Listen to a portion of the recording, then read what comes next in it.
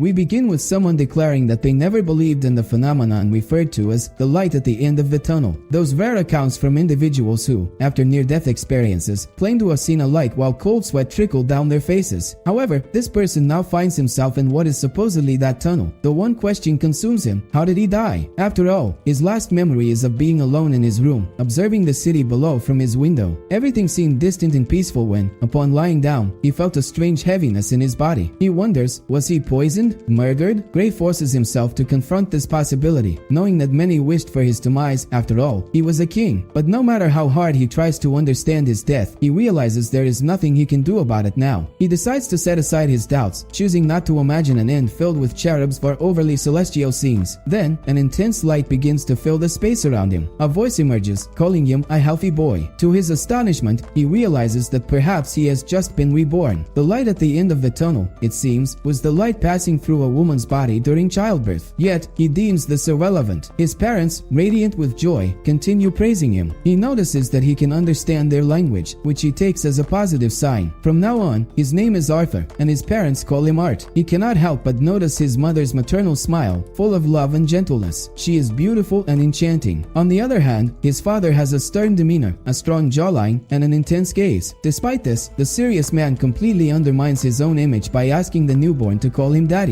The childishness of the request makes Gray momentarily forget the earlier praises. As he tries to process everything, he observes the modest surroundings and wonders where he is. The days pass slowly. His mother, Alice, proves to be a kind woman, but also the one who clearly leads the family. His father, Ray Rold, is reliable and charismatic, although his occasional immaturity is difficult to ignore. While he feels grateful to be in a loving family, he also notices the challenges of his new life. The inability to control his frail body and the basic needs of the prison of flesh he now inhabits are humiliating. He recalls the embarrassment of being changed by his mother and clings to the mental discipline he developed as a king to maintain his sanity. A small hope that all of this is merely a dream helps him stay grounded. He becomes aware that he seems to be in an archaic era, one where carrying weapons openly is common. He observes people trading vials of suspicious liquids, which, apparently, are legally sold medicines. Alice suggests they return home, noticing that he is tired. Gray then falls asleep. As the weeks go by, he reflects, knowledge is power. He analyzes his surroundings and feels confident that he can begin to understand this world. During this time, his father picks him up and, with a smile, asks how the little warrior is doing. Then, he starts tossing him into the air. His mother, worried, scolds Rold, but he insists it is something his own father used to do when he was a child. Meanwhile, Gray, trapped in the fragile body of a baby, feels on the verge of collapse. The situation worsens when the father, distracted, accidentally bumps the baby's knee against a corner. The impact makes Arthur cry, and Alice appears, furious. She soothes him, promising to fix everything using magic. He watches, fascinated, as his mother performs the spell. It's in this moment that he realizes he may have underestimated this world. After all, he still understands very little about it. Reflecting on his past, he thinks of all his achievements. He led armies and won duels against representatives from various countries around the world. However, even with those victories, he has never felt as proud as he does now. He finally managed to crawl. His mother, concerned, asks Ray not to let the little one hit his head on any corners, and they start devising a plan to protect the baby from any accidents. Meanwhile, Arthur crawls to a mirror and begins observing himself. The two adults marvel at how fascinated he is by his own reflection. He reflects on how, even after several months, he still hasn't gotten used to the name they gave him. As a former king, he finds the name Arthur far too cute for himself, but looking at his reflection, he has to admit he is absolutely adorable. He jokes with himself, thinking that the girls should prepare to have their hearts broken in the future. Shortly after, his mother places him in the crib and leaves the room, believing he is asleep. However, Arthur wakes up again, determined to begin a new mission. He throws his little blanket over the edge of the crib and slides down onto it. Thinking Alice will return for at least an hour, he seizes the moment to sneak out of the room and head toward his destination, the library. Upon arrival, he silently celebrates the success of his mission. Ever since discovering the library, he has been sneaking in every night to learn more about the world he was born into. He grabs one of the books and begins reading, reflecting on the continent of Decaton, which is composed of 3 major kingdoms. The first is Eleanor, the elven kingdom located deep within the forest. The second is the vast underground kingdom of Darv, home to the dwarves. The third is Sapin, the human kingdom, known for hosting the largest population on the continent. He observes that both this world and his previous one share a monarchy system, but the right to rule here is not earned in the same way. Additionally, this world is less developed compared to his past life. Continuing his reading, Arthur picks up where he left off. He learns that, in his previous world, there was an energy called K, which practitioners use to strengthen their bodies and weapons through rigorous training. In this world, however, there is an equivalent force called mana. Unlike K, which resides solely within a person, mana is spread throughout the environment. Arthur reflects on the differences. The control of mana is largely genetic, and only 1 in 100 children is born with this ability. Mana can be used in various ways, but the two most common are enhancement and conjuration. Enhancers incorporate mana into their bodies to improve strength, agility, and defense, but their abilities have a limited range. Conjurers, on the other hand, manipulate the mana around them, using it to shape the environment according to their will. However, they must absorb mana from the surroundings to supplement their spells. Arthur learns that his mother, Alice, is a deviant, more specifically, an emitter. This rare type of mage can generate a unique kind of mana with healing properties. The book explains that a mage's awakening occurs between the beginning of puberty and the end of adolescence when their mana cores manifest. Arthur realizes that the mana core is similar to the K center from his previous life. Back then, children were taught to meditate to sense the mana particles within their bodies and gather them into a single point. Motivated, Arthur begins planning how to put this knowledge into practice. He imagines that the process cannot be too different from what he knew in his past life and decides to try, curious to see where it will lead him. Quickly, he manages to gather a bit of energy at the center of his abdomen. Just as he starts believing it's working, his mother picks him up, saying she was worried about him. Then, she asks if Art is having trouble pooping. He becomes extremely irritated by the comment, as he was on the brink of beginning his journey to becoming the greatest mage in the world. Mentally, he begs his mother to stop treating him like a constipated baby. At that moment, however, she catches a whiff from his diaper. Concluding that he isn't having any difficulty, she decides to change him. Although embarrassed, Arthur admits that, amidst his concentration, he did end up soiling his diaper. Even so, he reflects on the reason for this world's limited technological development and believes he has found the answer: the existence of magic. Sometime later, his mother begins writing about how, even after 2 years, she continues to learn new things about her son every day. She concludes that Art is the most adorable baby in existence. With his little reddish-brown hair and sky-blue eyes that look at her with an almost intelligent expression, Alice feels concerned. She thinks that if she doesn't become a firm and reliable mother, he might get into trouble in the future. She also acknowledges that she cannot entirely rely on Ray, her husband, to raise Art properly. Alice recalls an occasion when she found Ray trying to teach swordsmanship to their newborn. She had stared at the two of them with a severe look, incredulous at the idea of training a baby who could barely crawl. Now, remembering it, she smiles, amused by the episode. She also remembers the first time she took Art to the streets and noticed how much he loved the bustling merchant street in the center of Ash. Because of this, instead of buying groceries once or twice a week, she started going into town every 2 days. Alice justifies it as a way to ensure fresh food and provide an educational experience for Art. She recalls how fascinated the little one was when observing gemstones and the magic of a street vendor. Though she wonders if she's spoiling her son too much, Alice reassures herself that everything has an educational purpose. Surprised by Art's rapid growth, she finds herself imagining what he will be like in the future. With Ray as his father, she believes he might become interested in becoming an adventurer, though she can't help but worry. She only hopes he will be more successful and cautious than many reckless young people who seek fame in that profession. Alice also reflects on Art's habit of sneaking into the study room and considers moving his crib there. However, she decides to postpone that decision for another day. Meanwhile, Art is on the balcony, watching his father train. He reflects on the 2 years that have passed since his first challenging journey to the study room. Since then, he has learned a great deal and finds it fascinating to discover new things every day. As Art watches Ray, he sees enchanting words and focusing intensely. After a few minutes, Ray begins levitating rocks. Initially curious, Arthur feels disappointed when he realizes the result is modest. The rocks simply float in the air. He thinks the effort is disproportionate and believes the same could be achieved with much less physical exertion. However, Ray seems impressed with his own work, calling the result incredible. Arthur, incredulous, can hardly believe his father's reaction. Alice arrives, noticing that Art has been watching the training, but she becomes irritated when she sees that Ray has ruined the front garden once again. Without complaining, Ray begins repairing the damage. Meanwhile, Arthur reflects on what he has learned. His father is an enhancer. He wonders what he will be able to do when his own mana core awakens. Once the garden is fixed, Ray resumes his training, this time combining physical attacks with martial arts in the air. Arthur, watching closely, continues to imagine his future and the challenges he will face. Arthur observes the scene with a smile on his face and turns to leave, but he quickly remembers the obstacle in front of him, descending the small staircase. For him, it is an incredibly frightening task. He begins to tremble and, with utmost caution, turns around to descend step by step backward. At that moment, his mother sees sees him with his eyes closed and, interpreting his fear as tiredness, picks him up, saying he needs a nap. As he is lifted off the ground, Arthur fixes his gaze on the study room door and tries to signal that he wants to go there. His mother, however, insists that it's not the time, saying he can return later but needs to sleep now. Determined to get what he wants, Arthur resorts to his secret and infallible technique, the puppy dog eyes. His mother tries to resist, pretending to stay firm, but soon gives in, muttering that he can play in the study room for a little while. As she carries him, she thinks to herself that she is not overprotective, she just wants her son to have enough time to play. After all, children his age need that. She also reassures herself, noting that the study room has been baby-proofed, so he will be safe. Arthur, on the other hand, sees no shame in using all the resources at his disposal. A great warrior, after all, must use every weapon available to him. Settling into the study room, he begins reading while his mother watches him attentively. Soon after, a loud noise from outside grabs their attention. Concerned, Alice comments that she hopes Art's father hasn't knocked over another tree and goes to check on the commotion. With the room now free, Arthur takes the opportunity to reflect on his progress. He considers his greatest achievement not only the knowledge he has accumulated about this world, but also the significant progress he has made in forming his mana core. Over the past 2 years, he has worked tirelessly to move and gather tens of thousands of tiny mana fragments toward his solar plexus. He understands why, under normal circumstances, the process takes until adolescence to complete. The fragments move incredibly slowly. He admits that the work is exhausting, both physically and mentally, but he is certain the effort has been worth it. Now, he is just one fragment away from completing his core. Meanwhile, outside, a thunderous explosion erupts within the house. Seeing the shards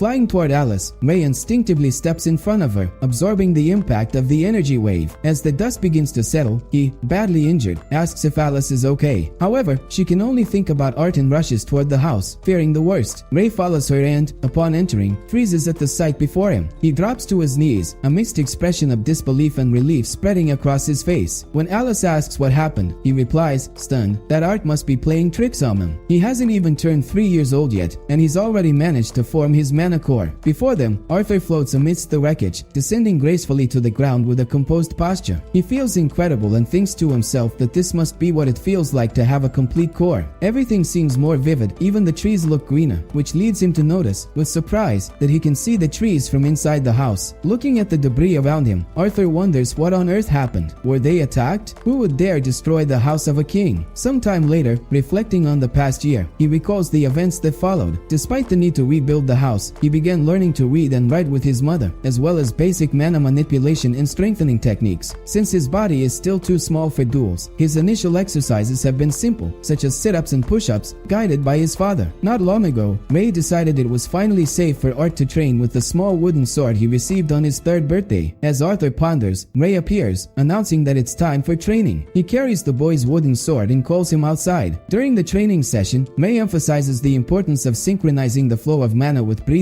explaining that the mana core is as vital as the heart and lungs. Arthur absorbs every word, determined to continue strengthening himself and exploring his full potential. Arthur wonders if most 4-year-old children would be able to understand such abstract instructions as those his father gives him. He then prepares for a sparring session. Armed with his small wooden sword, he charges at the larger wooden stick his father holds. The clash is intense, within their proportions, and his father continues encouraging him to give his all. Arthur realizes he won't be allowed to rest until he meets his father's expectations. Noticing the limited time before dinner, Arthur begins focusing his mana. With a precise movement, he slices the wooden stick in half. His father, astonished, is left speechless at the boy's skill. Taking advantage of the moment, Arthur asks if he can now go to the study room. Still in awe, his father agrees. Sometime later, while meditating, Arthur reflects on the power system of this world. He discovers that a person's strength is measured by the color of their mana core. The mana core, he reads, starts completely black, a result of blood and impurities mixing with matter particles during the initial formation. As these impurities are filtered out, the core becomes pure, changing color. The stages are black, red, orange, yellow, silver, and white, with each stage divided into 3 shades: dark, solid, and light. The lighter the core, the greater its purity and, consequently, the greater its power. In the middle of his meditation, his mother calls him for dinner. Sitting at the table, Arthur wonders if a boy his age couldn't have some time alone to study. After all, how would he learn anything like this? During dinner, dinner, Ray mentions to Alice that he believes it's time for Art to have a proper mentor. Alice protests, reminding him that the boy is only 4 years old and that, besides, Ray had promised to teach him personally. Ray agrees but argues that he never imagined their son would be a prodigy in mana manipulation at such a young age. He fears that, without proper guidance, Art's great potential will be wasted. Alice, however, firmly rejects the idea of sending the boy to a city hundreds of kilometers away. Ray insists, saying that Zyros is not just any city and that he has a trustworthy friend there who could look after Art. As his parents argue, Arthur starts to grow irritated. Finally, Ray invites him to weigh in, asking if he would like to go to a big city to learn from an experienced teacher. Arthur is surprised to have such a decision placed in his hands and thinks that it's a lot of responsibility for someone his age. After some consideration, he asks if there's a possibility his parents could accompany him to meet the teacher. The two exchange glances, visibly surprised, and begin to laugh. They admit they hadn't thought of that. Alice remarks that she would feel much more comfortable if she could be present when Art is tested and meet his future mentors. Ray agrees, saying it seems like they're all going to Zyros. Arthur, meanwhile, is astonished to see his parents preparing for the long 3-week journey. Later, while reading in his room, Arthur has a strange feeling that he's seen something similar to what he's reading before. His mother enters, takes the book from his hands, and says he needs to sleep because they'll be leaving early the next morning. Confused, he asks why they're leaving so quickly. Alice explains that some old friends of Ray's, known as the Twin Horns, are headed to Zyros, and they'll be traveling with them. She adds that the Twin Horns have been in the region for some time and helped with the reconstruction of the house. Before leaving, Alice kisses Arthur on the forehead and warns him not to be caught reading again. She reassures him, saying he can take a few more books for the journey, and tells him to sleep. Resigned, Arthur agrees and reflects on the Twin Horns. He knows that the group is composed of 2 conjurers and 3 enhancers, which will certainly be useful if any problems arise during the journey. Arthur celebrates excitedly, as he will finally leave the quiet and peaceful village to explore the vast world and everything it has to offer. The next morning, they leave home and soon meet up with the Twin Horns group. As soon as they arrive, Arthur's father, brimming with enthusiasm, rushes to introduce his son to everyone. He asks Arthur to introduce himself, and the boy, with impeccable posture, offers a formal greeting. "I am Arthur Lewin. I thank you all for accompanying us to Zyros." One of the group members, surprised by the child's refined manners, looks at Ray and asks, "Are you sure you're his father?" This is Adam Crange, who can't resist the chance to tease Ray. Shortly after, a woman hugs Arthur tightly and exclaims, "He's so adorable. Thank God he takes after his mother." This is Angelo Rose. Arthur, on the other hand, starts wondering what's happening, as he feels like he can't breathe with his head buried in that maternal cushioning. Another group member, an enormous man who resembles a giant, steps in to rescue the boy, saying, "Angela, you're going to hurt the kid." This is Durden Walker. Once finally placed back on the ground, Arthur observes Durden and can't help but compare him to one of those big, fluffy dogs. He then looks at the last member of the group, a young woman named Jasmine Flamesworth. She shyly waves at Arthur and quickly steps back. Another woman, introducing herself as Elin Shard, reassures Arthur, explaining, "Don't worry, she just needs some time to get used to you." After everyone has introduced themselves, Ray announces that it's time to leave. The group climbs into the wagon, and the journey begins. Arthur, seated, is mesmerized by the view as they head towards Zyros. During the trip, the group pauses to hunt, returning with fresh meat for dinner. At the meal, Arthur seems slightly irritated, which catches Angela's attention. She asks, "How are you feeling? Are you tired?" "It's normal to be exhausted. After all, this is your first long journey." Arthur nods but comments, "Definitely, though it's only new in this life." Angela smiles and adds, "Your father spent almost the entire trip bragging. Is it true that you're a magic prodigy and awakened your mana core a year ago?" They start chatting, and Adam, noticing the interaction, turns to Ray. "I need to get some exercise before bed. I heard you've been training your son from a young age. Mind if I play with him a bit?" Before Ray can respond, Arthur interrupts, "You can exercise by yourself." Ray, amused, tells Adam it's fine but warns him, "Be careful. We've just recently moved from basic strengthening to combat training." Adam picks Arthur up, and the boy thinks about how normal kids his age probably couldn't even climb a staircase without help. However, among these people, no one seems to find it odd that he's about to fight. Adam asks, "Ready, kid?" Arthur grabs his small wooden sword, and Adam, teasing, asks with a grin, "Do you even know how to strengthen your weapon, genius?" Excited, Adam prepares for the sparring match, but Arthur, sensing the intensity of the situation, tries to send an emotional telepathy message to his father. "Dad, get me out of this mess. He's out for my blood." Ray, however, simply cheers for him from a distance. With no other choice, Arthur focuses. He incorporates everything he learned in his past life, circulating mana throughout his body, and charges at Adam. Initially confident, Adam believes it'll be easy to block the attack, but to his surprise, Arthur vanishes from his line of sight and reappears behind him, leaving him completely stunned. Just as Arthur is about to strike, he slips and, irritated, thinks about how frustrating it is to be stuck in a child's body. Adam notices the opportunity, dodges the attack, and counterattacks fiercely, coming at the boy with full force. However, Arthur manages to dodge swiftly and then lunges at Adam, delivering a precise headbutt to his ribs and knocking him sideways. Before hitting the ground, Adam braces himself with his hand and attempts a kick, but Arthur quickly evades again. When Arthur shifts his focus back to Adam, he's already in front of him, preparing an attack with his staff. Adam swings the weapon side to side, trying to hit the boy, but Arthur manages to block the strike with his small wooden sword. At that moment, Newton's third law flashes in Arthur's mind. For every action, there is an equal and opposite reaction. He uses the force of the impact to send Adam flying backward, but he's also thrown far, landing hard and scraping himself all over. Feeling the pain from the fall, Arthur thinks to himself that the equal and opposite reaction definitely hurts. Durden, watching the scene, approached Adam and gave him a pat on the back, saying he had been too aggressive. Adam, in turn, turned to Ray and asked, "What kind of hellish training did you put this kid through to create a little monster like him?" Ray, feeling slightly awkward, replied, "I didn't teach him any of that." Alice, with her arms crossed, asked Art, "So, is this what you've been studying?" Arthur answered honestly, "I learned by watching Dad and reading some books." Adam, skeptical, rolled his eyes and said it didn't matter, but added that he still wanted to learn some of the movement techniques Art had used. Arthur began explaining in detail. "It's simple. You cross your supporting leg over the other while releasing mana and let your body almost fall." He continued explaining, but Jasmine looked lost, unable to keep up. Arthur tried to encourage her, saying she was almost there. Adam, on the other hand, wasn't doing much better, repeatedly bumping his head against the wall in frustration. Days passed since the journey to Zyros began, and during that time, Arthur's birthday arrived. He remembered the gift Jasmine gave him, as well as the lessons learned during training. Adam, Elon, and Ray made reasonable progress, but Arthur was impressed by how quickly Jasmine mastered some of the techniques, especially the false step. Not long after, as they continued their journey, the wagon stopped on a road. At that moment, small green lizards began appearing around them. Adam joked with Arthur, saying, "This reminds me of how your dad always got us into trouble." Elon responded with a smile, saying Ray wasn't the only one responsible for their misadventures. One time, he put something where he shouldn't have. Elon trailed off, quickly changing the subject to avoid finishing the story. While they were talking, Arthur, noticing that his mother had grown quieter, asked, "Are you okay?" Alice replied, "Just a little tired, but I'll be fine." Arthur felt concerned but decided to read to distract himself. As he read, a shiver ran down his spine, and he noticed Jasmine watching him, clearly wanting more lessons. He chuckled softly, but before he could return to his book, the wagon began shaking violently. "What's going on?" someone asked. Elon peeked outside and responded, "Bandits, get ready for combat." Angela began chanting a protective spell while Alice positioned herself in front of Arthur to shield him from arrows. With Angela's spell, all incoming arrows were deflected. Jasmine and Ray jumped from the wagon, taking combat positions. Even though she was hit by a few arrows, Elon pulled the projectiles from her flesh, leapt outside, and prepared to face the enemies head-on. Arthur observed the situation and realized how dire things had become. They were completely surrounded. The leader of the bandits approached, slamming his axe against the ground, and declared with a sadistic smile, "A fine catch. Leave only the women and children alive. And be careful not to leave scars. Damaged goods are worth much less." Arthur felt a lump in his throat at those words. He thought to himself that perhaps he had lived in a bubble for too long, almost forgetting that every world has its share of cruelty.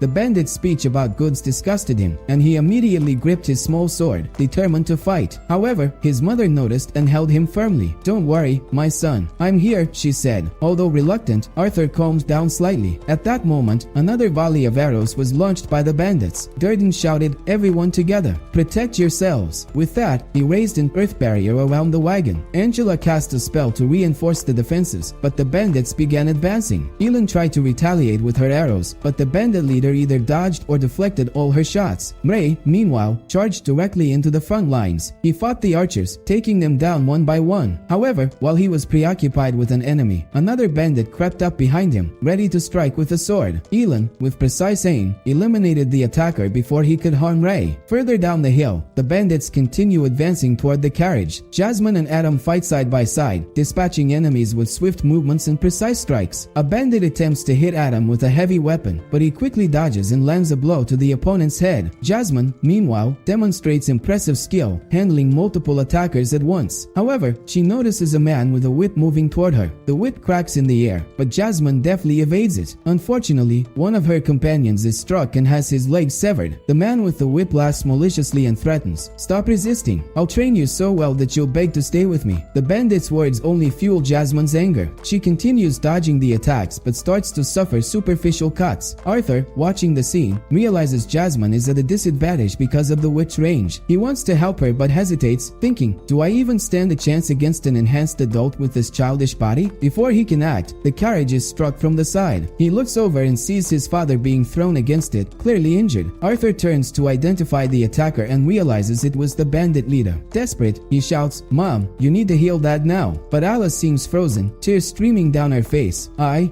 can't heal him," she says, her voice trembling. Arthur doesn't understand. He wonders what is happening to his mother but tries to reassure her. "It's okay, Mom. His injuries aren't fatal. Just do your best." Ray, despite his injuries, calls Arthur over and speaks urgently. "Listen carefully, son. After your mom uses her healing spell, the bandits will come after her. I can take on a leader, but not if I have to worry about both of you. I need you to take your mom back down the trail we came from and keep running. Don't stop." Arthur shakes his head in denial, protesting, "No, Dad, I'm not leaving you here. I can fight, and you know it." Ray lets out a weak laugh, despite the pain. "I know, Art. I know you can fight, and that's exactly why I'm trusting you with your mother and the baby she's carrying. Protect them." Ray's words make Arthur's heart feel heavy. He understands the gravity of the situation, yet he still feels the urge to stand and fight alongside his father. Gripping his small sword tightly, he prepares to make the hardest decision of his life. Arthur finally begins to piece together the meaning behind his mother's reactions and his father's words. It all makes sense now. Ray confesses that he had planned to tell Arthur the truth once they reached Zyros, but recent events forced his hand. Touching his father's hand, Arthur makes a promise. "I will protect Mom." Ray smiles with pride and warns him to stay alert, as there are still 4 mages fighting alongside the bandits. As soon as the bandit leader realizes there's a healer in the group, he orders his men, "Don't let the healer escape." Arthur starts running with his mother, shouting back to his father, "Don't die." Adam positions himself between them and an approaching bandit, yelling, "Keep running. I've got him." Meanwhile, another bandit draws an arrow and aims at Arthur and his mother. Arthur senses the killing intent from the man, and the moment the arrow is released, he deflects it with his little sword. However, the weapon shatters from the impact. Shot, the bandit yells, "How the hell did that kid do that?" Before he can get an answer, Elin takes him up with a precise shot and shouts to Arthur, "Don't stop running. Keep going." Even so, Arthur feels that something is wrong. They were supposed to have 4 mages on the battlefield, but he can only see 3. He wonders where the 4th could be. At that moment, the bandit leader shouts, "Danian, forget the plan. Don't let anyone leave alive." Arthur tries to figure out who the leader is talking to but quickly notices a water spell forming behind him. Looking up, he spots a mage on a hilltop, conjuring a massive sphere of water. Arthur realizes that even if he manages to dodge, his mother won't be fast enough to escape. Desperate, he makes a risky decision. He stops, looks at his mother, and silently apologizes for the injuries she might suffer. Then, with all his strength, he throws his mother out of harm's way, saving her while he himself is struck by the spell. Determined not to let everything in there, Arthur takes another drastic measure. He throws one of his weapons toward the mage's leg, connecting it with a thread of mana, and begins pulling him down as he falls. He hopes the thread will hold strong enough. Despite his effort, the mage manages to grab the edge of the cliff. For a brief moment, it seems like he'll escape, but the rock he's clinging to breaks, and both of them plummet. Durden, seeing the scene, tries to use his magic to create a stone hand to grab Arthur, but it's too late. Arthur, aware that he won't be saved, accepts his fate with tears in his eyes, thinking, "At least everyone else will be safe, but I always wanted to be a big brother." He closes his eyes, bracing for impact. However, when he opens them again, he finds himself in a different place, reliving his life as King Bray. He walks into a grand hall, where he meets an elderly man who seems surprised to see him. The old man begins to speak about the council, explaining that they are the true rulers of the country, managing politics and the economy. He elaborates on how, in a world plagued by low birth rates and resource scarcity, wars were replaced by duels and armies by kings. King Gray was one of these kings. The man praises Gray's accomplishments but admits, with a hint of envy, while it's fulfilling to be part of the council, "I can't deny that I envy the fame and glory kings earn through their victories." He then asks the reason for Gray's unexpected visit. Without hesitation, Gray removes a necklace with a medal from around his neck and declares, "I'm retiring." Marlon, the old man, is incredulous. "You've dedicated your entire life to becoming the strongest, and now you want to quit? Why? For the fame? For the glory?" Gray sighs and replies, "When I was an orphan, I lost everyone I loved. I would trade everything I've achieved in this life for a chance to go back to Ashp and see them again. Later, Gray awakens, confused. He wonders where he is and how he's still alive. A sharp pain overtakes him, and he notices the mage's body beside him, twisted and lifeless. The sight makes him vomit, and after emptying his stomach, he collapses into a deep sleep, exhausted and disoriented. Arthur wakes up sometime later with a leaf gently falling onto his face. As he opens his eyes, he notices some fruits placed beside him, which he can eat, and finds a nearby source of water to drink. Grateful for the meal, he eats and falls back asleep. When he awakens again, he tries to stand but finds his body still weak. Determined, he focuses his mana, strengthening himself just enough to rise to his feet. Standing, Arthur gazes at the corpse beside him, still baffled that he survived the fall. He decides to take the knife that was with the body, thinking it might come in handy. He wonders how much time has passed since the incident and where exactly he is, but decides to stop speculating. What matters most now is to keep moving forward. Suddenly, a voice echoes, asking if he has finally woken up. Surprised, his immediate reaction is to hide, fearing that it's the corpse beside him speaking. The voice speaks again, asking how he feels. Terrified, Arthur mentally promises that if that dead body gets up, he will run without looking back. Driven by both curiosity and fear, he cautiously approaches the corpse. However, the voice begins laughing and reassures him, "Don't worry, the corpse won't rise." This calms him a little, but not enough to fully trust it. Arthur stays alert, reminding himself not to trust an unfamiliar voice blindly, no matter how gentle or trustworthy it might seem. Pointing his knife forward, he asks who is speaking and whether they were the one who saved him. Before he can get a clear answer, a rabbit suddenly bolts out of the vegetation, startling him. The voice then confirms, "Yes, I'm the one who saved you. As for who I am, you'll find out when you reach my residence." Arthur notices that the voice seems confident he will try to find her. When he questions her about it, she calmly responds, "I'm the only one who can get you back home from here." Those words make Arthur think about his home, about Ray, Alice, and the twin horns. He wonders if they all made it to Zyros safely and if the little brother his mother was carrying is alright. Turning his attention back to the voice, now more polite, he asks, "May I trouble you for directions to find you?" The voice laughs softly before responding, "You're quick to learn, but it's a bit rude to refer to a lady as Miss Boyce." Arthur realizes his mistake, but before he can apologize, she adds that despite this, she's willing to help him. During their conversation, the voice accidentally reveals that she knows his name, which surprises him. He wonders how she could possibly know his identity but doesn't have time to dwell on it, as the voice states that she will enchant him with magic to transmit the necessary information. Suddenly, visions begin to fill Arthur's mind, showing him everything he needs to know. Although the experience is painful, he understands that the voice is giving him the necessary directions. She advises him to leave immediately, saying it will be safer to travel while it's still daylight. As his physical condition gradually improves, leaving only a few lingering aches, Arthur can't help but wonder about the type of magic that was used to save him. He questions how she knew he was falling and why she chose to save only him. The more he tries to find answers, the more questions arise in his mind. While walking, Arthur hears a noise in the distance and hopes it's what he's imagining. As he approaches, he finds a river. Without hesitation, he removes his clothes and jumps into the water, taking the opportunity to wash himself and clean his garments. In the middle of this moment of relief and tranquility, the voice reappears, casually commenting, "You're awfully carefree, aren't you?" Embarrassed, Arthur quickly covers himself and tries to justify his actions. But the voice, with a teasing tone, says, "Don't worry, there's not much to see." After taking the metaphorical blow to the stomach from the voice's teasing, Arthur starts dressing again, reminding himself that they were just words and that, as a king, he should remain calm and unshaken. The voice returns, apologizing for scaring him and jokingly telling him not to pout. He continues reflecting, reasoning that his childish body is simply underdeveloped, which is why there's not much to see. With that, he resumes his journey, staying focused. He remarks to himself that, since he fell on the eastern side of the mountain, he must be near the Elves' domain. However, he notes the absence of the characteristic fog of the Outsi forest, which strikes him as odd. Despite his initial caution with clearings due to the possible presence of dangerous animals, he notices that only small animals inhabit the area, which reassures him. However, he is surprised not to have encountered any mana beasts, considering how rich in mana the region seems to be. He laments that he can't stay to absorb some of the local energy but knows he must hurry. His priority is to return to his parents, especially given the emotional toll his presumed death could have on his pregnant mother, potentially endangering the baby. Still, he also worries about whether his parents are even alive. Sometime later, the voice speaks again, expressing satisfaction that he has made it this far safely. As he spots a pile of rocks ahead, Arthur attempts to communicate with her, thinking the cluster might be her origin. The voice laughs and says, "As fascinating as that would be, I'm not a sentient pile of rocks. You'll find me inside that crevice." Following the instructions, Arthur notices a faint light emanating from the opening and carefully enters, murmuring to himself that he'll soon be back home with his parents. As he steps into the cave, the voice warns him to watch his step, but he stumbles and falls. Fortunately, the voice's magic cushions his fall, ensuring he lands safely. A heads up that I'd be falling 2 floors would have been great, he grumbles as he gets back on his feet. Looking ahead, Arthur freezes. He comes face to face with a gigantic monster whose presence is overwhelmingly intimidating. Feeling paralyzed by fear, he stares at the creature. The voice, however, speaks calmly. At last, we meet. The creature rises and begins walking toward Arthur. With a casual tone, it comments, "If you keep your mouth open like that, insects might find their way in." The monster